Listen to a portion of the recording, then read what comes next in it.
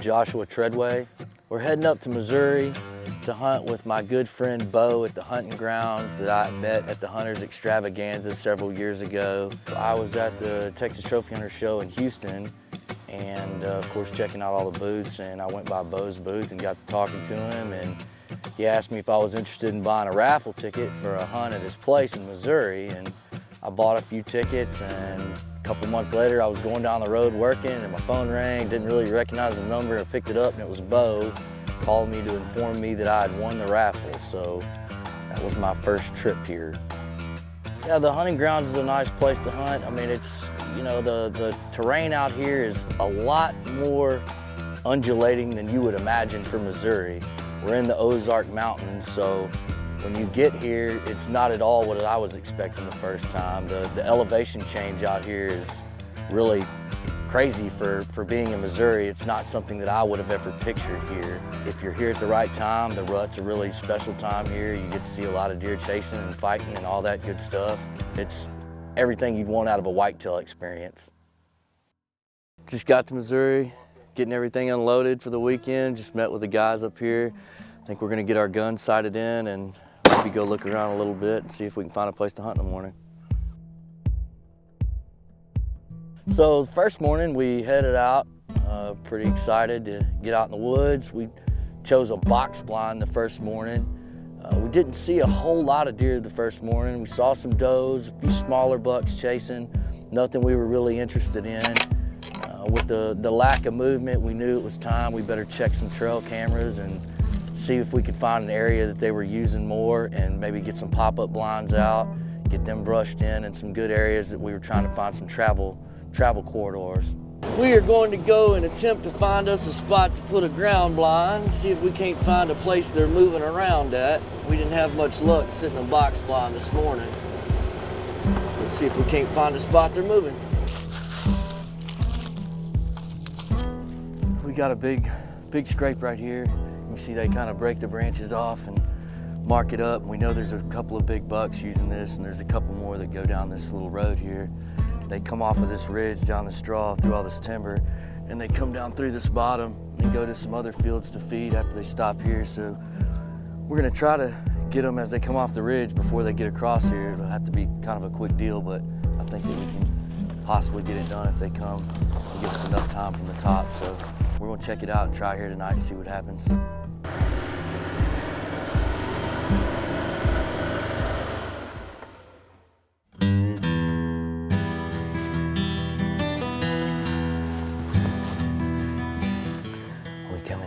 Ground blind in this morning after we hunted.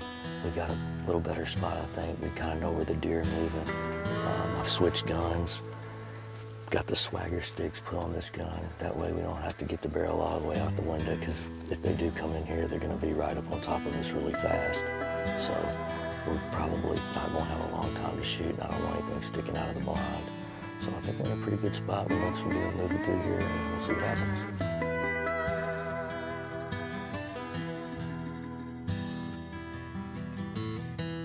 So we hunted the pop-up blind that we set up and had a nice hunt. A lot of does, a lot of small bucks. We had one decent buck come in, mid-30s kind of buck.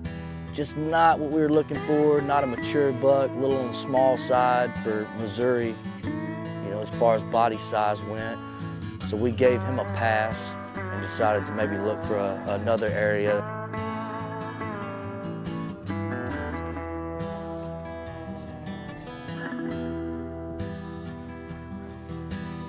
We had a lot of movement, just not the right deer this afternoon. A lot of does, a lot of little bucks. Just didn't have anything coming through to check these does, so we might look at some trail cam pictures and see what we got and what we can think of. Maybe come up with a new plan in the morning. We might move around a little bit. We'll see.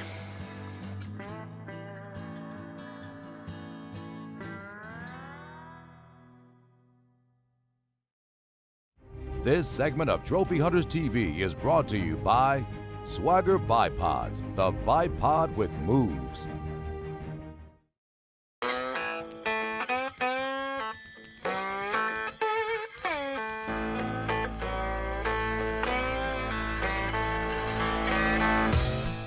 A lot of times when you're whitetail hunting, obviously the longer you sit in a same place, the better. Just the law of probability. Sooner or later, a deer is going to walk by. But just with the lack of movement we were seeing, you could tell the deer were rutting, but we felt like maybe they were in lockdown, or maybe with the moon, they were running all night long and kind of bedding up during the day. So we really knew that we had to utilize the trail cams to figure out where they were during daylight hours when we could actually get a shot and kind of show us the spots where we could maybe put some ground blinds in areas that they were using as a travel areas. We've been out checking trail cameras today. We thought the deer we knew they were up in this area in this thicket, and we thought they were dropping off the hill and going down to the food plots where we were hunting before, but for whatever reason, they're not coming down. We did, during the middle of the day, try to do some spotting and stalking. We were a little frustrated that we weren't seeing the bucks that we wanted to see in the mornings and afternoons. So we tried to spot and stalk during the middle of the day, but with it being fall and all the leaves being off the trees, and there's not a lot of moisture on the ground right now, so the leaves are crunchy, and there's just absolutely no way to get on a deer in these big timber woods without letting them know you're there 200 yards before you see them. So we saw a whole lot of whitetails and not a whole lot of horns. On a normal basis, the last few years that I've been here, you have to hunt hard to find a mature buck, but there's plenty of mature bucks here. And it's just, for whatever reason this time, it was a little bit more of a struggle than normal. I think we got here and it was a full moon, and the moon was still up during the day. I think the bucks were locked down with does. The does that we did see when we were out walking or walking to a blind or stalking, if you saw a doe, most of the time she was bedded up with a buck right over her, a lot of times in a spot that there was no way we could possibly get to. So we felt like this time they were in a lockdown. We just kind of maybe weren't here on the perfect week. It was just really out of the ordinary for this place in my experience.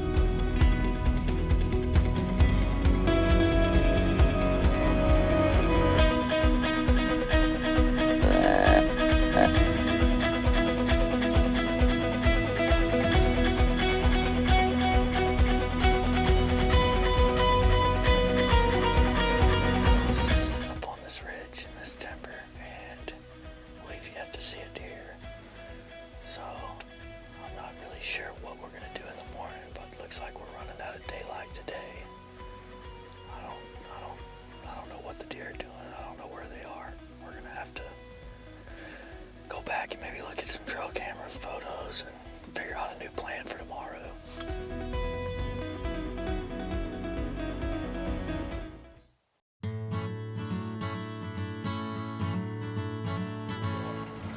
Woo! Got a little bit colder last night, so kind of felt like the deer would probably be moving again. Maybe, hopefully, turn back on. So we're gonna go get back on a green field, and hopefully we can catch something chasing this morning.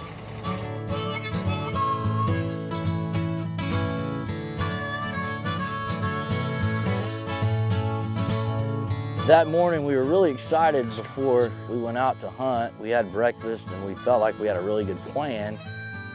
We hadn't really sat that blind much in the morning time, and we really thought that we'd see some deer eating on the food plot that morning.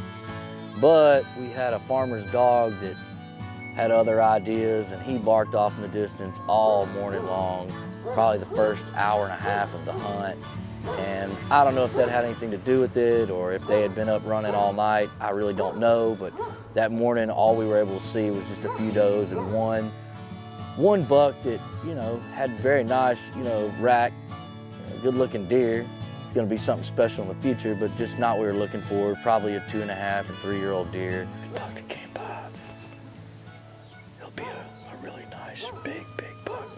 When he gets some age on him, he's just too young. That's not what we're here for. We're looking for a mature buck, regardless of how big his antlers are. We want to kill one that's 5 or 6 years old. So we let him slide on by.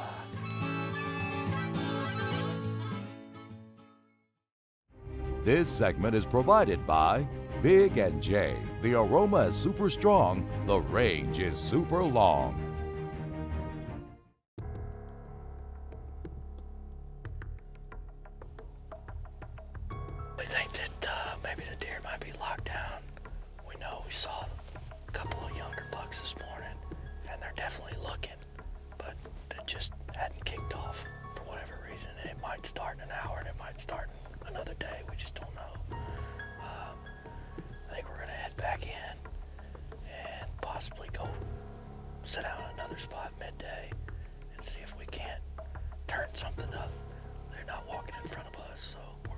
something different.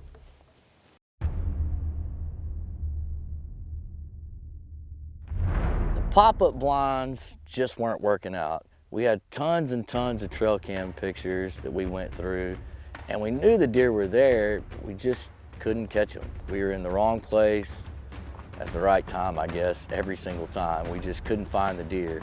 So we decided to try an elevated blind, and we moved to a elevated stand above a wheat field that we knew the does loved to eat in at night. And with the rut going on, we figured if we could get the does in front of us, inevitably we'd have to see a buck.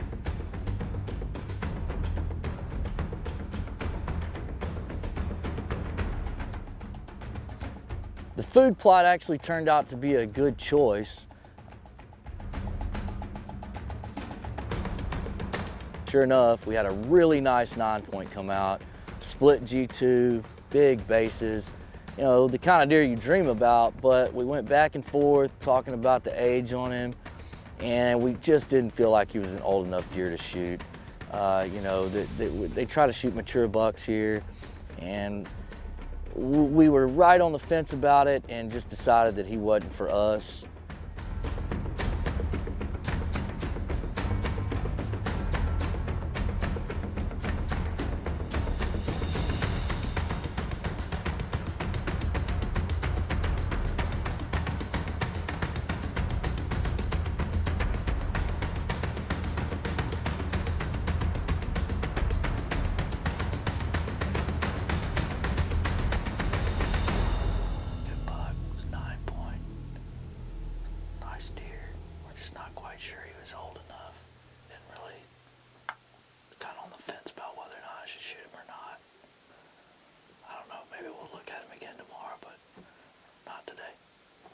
So the sun's going down and the does are still all eating out on the field. The big 9-point's still there. We were really out of camera light, but we weren't gonna move, we weren't gonna get out of the box until it was dark and the does had moved off the field. We didn't want to spook anything out of there because obviously we might need to sit there again. And right before dark, out steps a big old rat.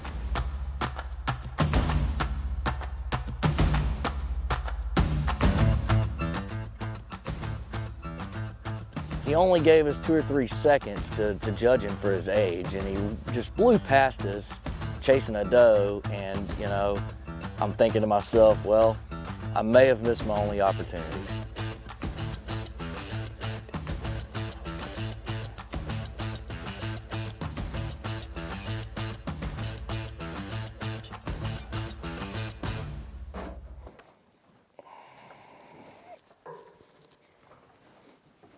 So right there at the end, we had a pretty good buck come out. It took us a minute to decide whether he was old enough, if he was something we wanted. By the time we did, he was chasing a doe. Just didn't really stop, but camera light wasn't very good, and it just got by us.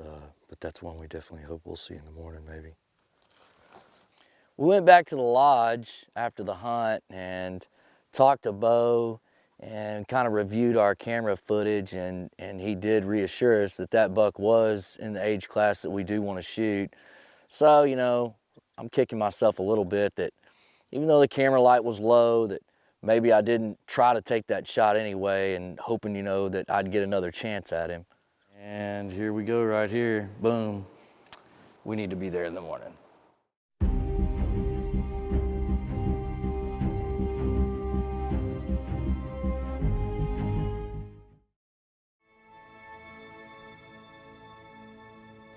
The next morning, it's the last day, of course, which everybody hates coming down to the last day, and you're just hoping, gosh, I hope I'm not going home empty-handed.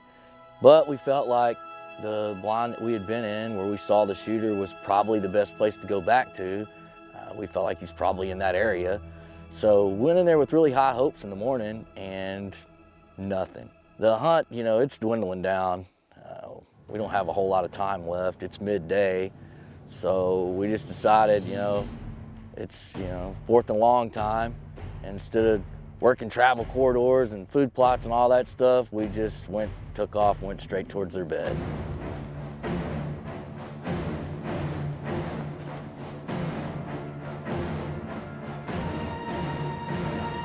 we've been working the bedding areas, not having a whole lot of luck, and we're kind of stopped and taking a break and deciding how long do we want to do this before we go get back in the blind for the last sit. We were going to walk back and walk into the top of a ridge and look over in a thick spot, and there's a doe standing there. And kind of moved around to get a little better look and see if maybe there was a buck in there, and boom, there he was. He's laying right beside her in the thick stuff. There's a buck laying down right there.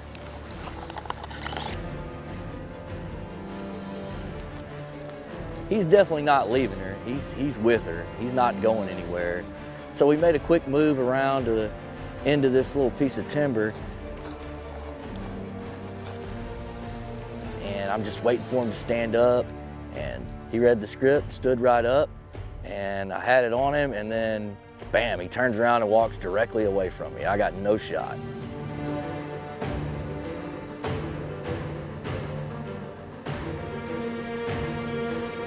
We took off, ran around the other side of the timber, try to cut him off, try to get in position.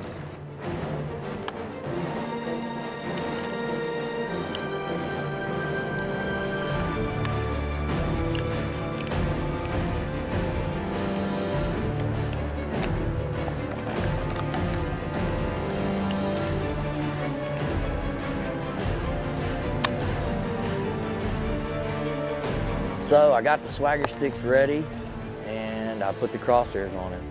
Yay or nay? Shoot him.